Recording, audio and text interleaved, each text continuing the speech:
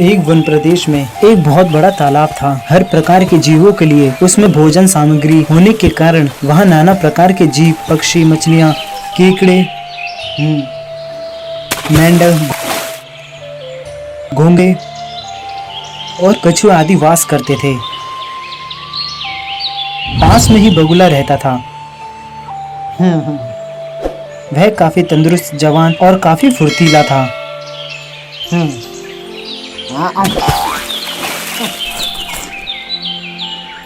लेकिन समय बीतने के साथ साथ वह भी बूढ़ा हो गया।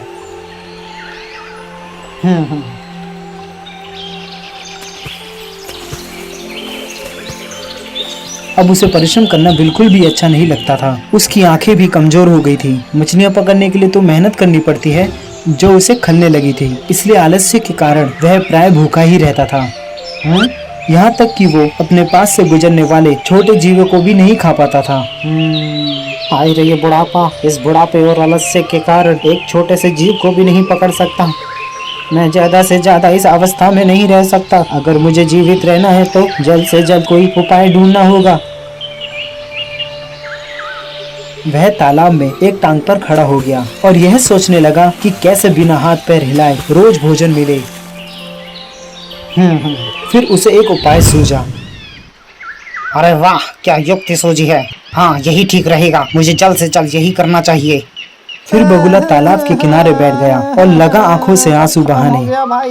एक केकड़े ने उसे आंसू बहाते देखा तो वह उसके निकट आया। सब मरेंगे। मामा, क्या बात है? भोजन के लिए मछलियों का शिकार करने के बजाय तुम खड़े आंसू क्यों बहा रहे हो? बेटे, बहुत कर लिया मछलियों का शिकार। अब मैं यह पाप कार्य और नहीं करूँगा। मेरी आत्मा जाग उठी है, इसलिए मैं निकट आई मछलियों को भी नहीं पकड़ रहा हूँ। तुम तो देख ही रहे हो ना। मामा, शिकार नहीं करोगे, कुछ खाओगे नहीं तो मर नहीं जाओगे। ऐसा जीवन का नष्ट होना ही अच्छा है बेटे। वैसे भी हम सभी को जल्दी ही मरना होगा। मुझे ज्ञात हुआ है कि शीघ्र ही यहाँ 12 वर्ष का लंबा सूखा पड़ेगा। क्या मामा, आप भी मजाक करने लग गए? नहीं, मैं मजाक नहीं कर रहा हूँ। मुझे यह बात एक त्रिकालदर्शी महात्मा ने बताई है, जिसकी भविष्यवाणी कभी गलत नहीं होती।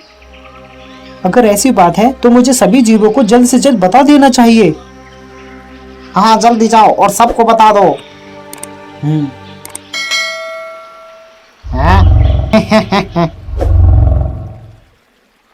केकड़े ने जाकर सबको बताया कि कैसे बगुले ने बलिदान व शक्ति का मार्ग अपना लिया है और सूखा पड़ने वाला है।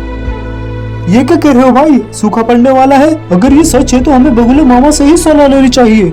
उस तालाब के सारे जीव, मछलियाँ, कछुए, केकड़े, बतखे, सारस आदि दौड़े दौड़े बगुले के पास आए। भगत मामा, अब तुम ही हमें कोई बचाव का रास्ता बताओ। अपनी अक्ल लड़ाओ। तुम तो महाज्ञानी बन ही गई हो। फिर बगुले ने कुछ लंबा सोचकर बताया। यहाँ से कुछ कोस दूर एक जलाशय है, जिसमें पहाड़ी झरना बहकर गिरता है। वह कभी नहीं सूखता। यदि जलाशय के सभी जीव वहाँ चले जाएं, तो बचाव हो सकता है। लेकिन मामा, हम सब वहाँ तक जाएंगे कैसे? हम में से तो कुछ जीव आपकी तरह उड़ नहीं सकते।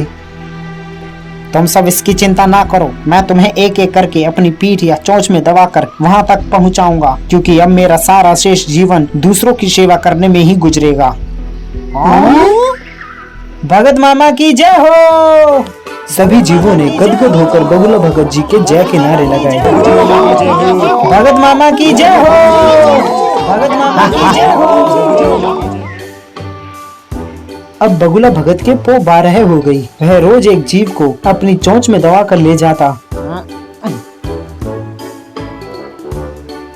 और कुछ दूर ले जाकर एक चट्टान के पास जाकर उसे उस पर पटक कर मार डालता और फिर खा जाता। कभी मूड हुआ तो बगुला 2 फेरे भी लगाता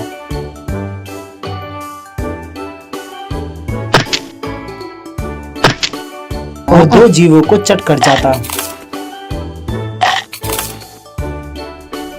तालाब में जीवों की संख्या घटने लगी। चट्टान के पास मरे जीवों की हड्डियों का ढेर बढ़ने लगा। भगत जी की सेहत बनने लगी। खा खा कर वह खूब मोटे हो गए।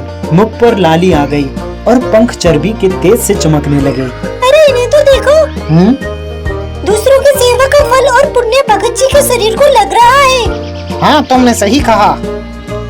बगुला भगत मन ही मन खूब हंसता। वह सोचता कि देखो दुनिया में कैसे कैसे मूर्ख जीव भरे पड़े हैं जो सबका विश्वास कर लेते हैं। ऐसे मूर्खों की दुनिया में थोड़ी चालाकी से काम लिया जाए तो मजे ही मजे हैं। एक दिन केकड़ा बगुले के पास आया। मामा तुमने इतने सारे जानवर यहाँ से वहाँ पहुँचा दिए, लेकिन मेरी बारी अभी तक नहीं आई। चलो आज इसे ले जाता हूँ, इसी बहाने कुछ हट के चखने को मिलेगा। बेटा आज तेरा ही नंबर लगाते हैं, आजा मेरी पीठ पर बैठ जा। केकड़ा खुश होकर बगुले की पीठ पर बैठ गया। जब वह चट्टान के निकट पहुंचा तो वहां हड्डियों का ढेर देखकर केकड़े का माथा ठनका। वह हकलाया, ये हड्डियों का ढेर कैसा है? वह जलाशय से कितनी दूर है मामा? मोर वहाँ कोई जलाशय नहीं है, मैं एक एक को चोंच में दबा कर यहाँ लाकर खाता रहता हूँ। आज तू मरेगा।